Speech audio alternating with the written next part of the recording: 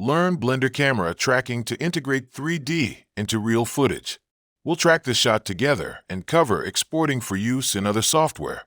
Download the footage linked below to follow along. Let's start with a clean Blender scene. We'll switch to the dedicated motion tracking workspace. You can find this by clicking the plus icon next to the default tabs, going to VFX, and selecting Motion Tracking. Now we need to load our footage. Click the Open button in the Clip panel. Navigate to your image sequence. Select the first frame and click Open Clip. Next, let's match Blender's timeline to our footage length. Click Set Scene Frames. This automatically adjusts the start and end frames of your scene's timeline to match the loaded clip. To ensure smooth playback and faster tracking, it's a good idea to prefetch the footage into memory. Click the Prefetch button. Blender will load the sequence. Here's our shot, a simple parking garage scene. This is a relatively easy shot for tracking as the camera movement is smooth and there are plenty of distinct features. More complex shots with fast motion, motion blur, or fewer trackable features require more advanced techniques, which we might cover in a future video. We'll use Blender's automatic feature detection. Go to the Track panel on the left. Ensure you are on the first frame of your footage. Click Detect Features. Blender will automatically place markers on potential tracking points. You can adjust the Detect Features settings below, such as distance, to control how close markers can be. If you need more markers, you can lower the distance value. With the features detected on the first frame, let's track them forward through the shot. Press Ctrl+T, or click the Track Markers Forward button, the play icon with dots. Once the forward tracking is complete, go to the last frame of the shot. Deselect all markers. Now click Detect Features again to find trackable points on this end frame. Now, track these new markers backward. Press Ctrl+Shift+T, or click the Track Markers Backward button. This bidirectional tracking often yields more robust results. With our tracks generated, let's solve the camera motion. Deselect all markers. Go to the Solve panel. Click Solve Camera Motion. After solving, look at the solve error displayed at the top. We currently have an error of around 15 pixels, which is quite high. A good track typically has a solve error well below 1 pixel, ideally closer to 0.1 or 0.2 for a clean shot like this. We definitely need to refine this. To improve the solve, we can tell Blender to refine certain parameters. In the Solve panel, under Refine, check Focal Length and Radial Distortion. This allows Blender to calculate these camera properties during the solve. Now, click Solve Camera Motion again. The current solve error is still at approximately 15 pixels. Since this is still above our target, we'll proceed to the next step to seek further improvement. We can further improve the accuracy by removing bad tracks. One way is to look at the tracking graph below. Tracks with large spikes or erratic movement are usually problematic. You can select these noisy curves in the graph. The corresponding markers will be selected in the clip view. Press X or Delete to remove them.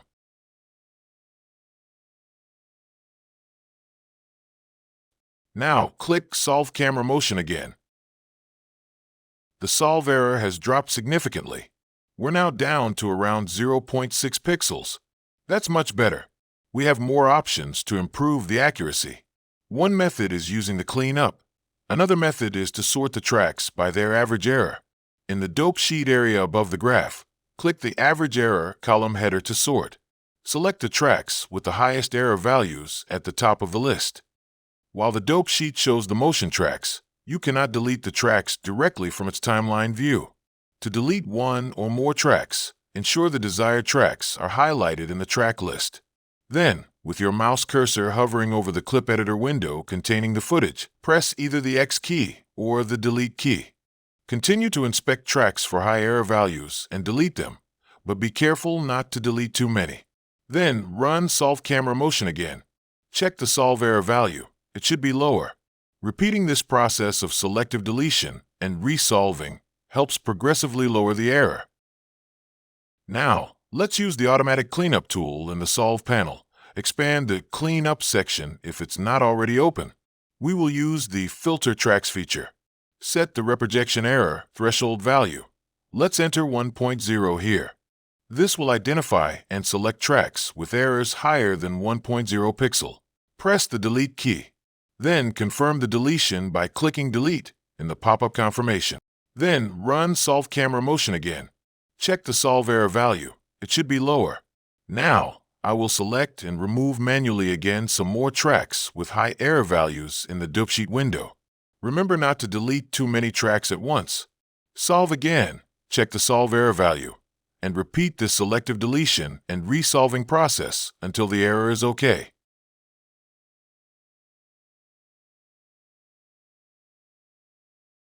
Excellent.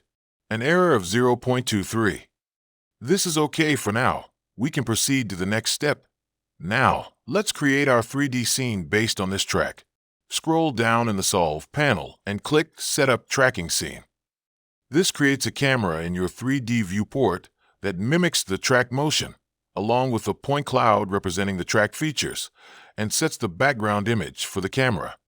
The scene orientation might not be correct initially.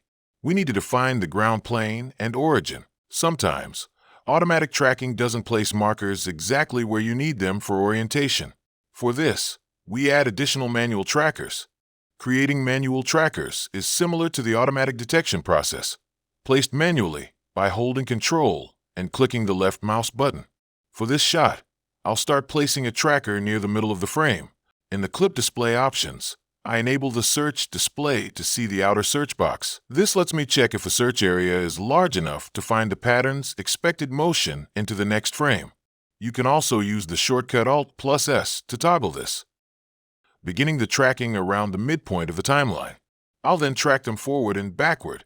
Afterwards, I will try to add 2 more trackers to form a triangle. Using these carefully placed manual trackers can give you even more precise control over the scene's alignment. I use the Tracker Preview window. This helps me easily verify if the tracker is staying accurately on the feature. I place the second tracker, beginning again the tracking around the midpoint of the timeline.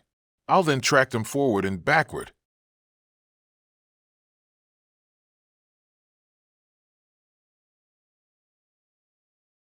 And I place the third manual tracker for the ground. Beginning again the tracking around the midpoint of the timeline. I'll then track them forward and backward. Now that we've added the manual ground trackers, let's solve again.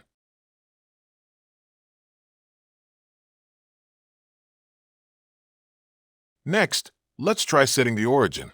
I'll select a single marker that I want to define as the world origin and click Set Origin. Now let's define the floor. I need to select the 3 ground points for this. With the ground points selected, I'll go to the Orientation panel and click Floor. This aligns the scene's ground plane with that selection. Notice how aligning the floor plane after setting the origin may have shifted the scene relative to where we initially put that origin point. So let's correct this now. I'll reselect a single marker I want as the origin and click Set Origin again. This ensures the origin is correctly placed relative to the aligned floor plane. Let's place the test object better to check the track stability. I do this in the Layout workspace and use the default cube. Let's place it so it rests right on our ground plane, at the origin we defined. To better judge the alignment, let's make the background footage more visible. Go to the Properties panel on the right, select the Camera Object Context, the green camera icon. Expand the Background Images section. Find the opacity slider and adjust it so you can see both the 3D elements and the background video clearly.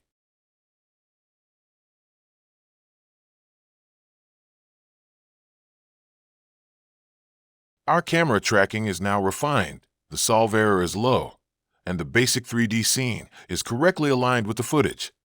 Scrubbing through the timeline, the cube appears locked to the parking garage floor. The track is successful. The camera's motion is currently driven by a constraint. To make this animation easily exportable, we need to bake it into keyframes. Select the camera object in the 3D viewport or outliner. Go to the Object menu, then Animation, and choose Bake Action. In the Bake Action pop-up, ensure visual keying and clear constraints are checked. Visual keying ensures the baked animation perfectly matches what we see, and clear constraints removes the tracking constraint, leaving us with standard keyframe animation. Set the frame range if needed, and click OK. Now, if you look at the camera's transform properties or the timeline, you'll see keyframes have been generated for every frame, locking in the animation. With the animation baked, we can export our camera and any proxy geometry, like our cube or ground plane, to use in other software. Go to File, Export. While FBX is common for camera data, Universal Scene Description (USD) is also becoming a powerful standard, but Alembic is widely supported right now. Is often a more reliable choice as it handles camera properties and animation consistently across different applications without the potential axis rotation issues sometimes seen with FBX. Select Alembic. Give your file a name and click Export Alembic. And that's a basic motion tracking workflow in Blender. If you found this helpful, please give it a thumbs up and consider subscribing for more tutorials. Let me know in the comments if you have any questions or suggestions for future videos. Thanks for watching.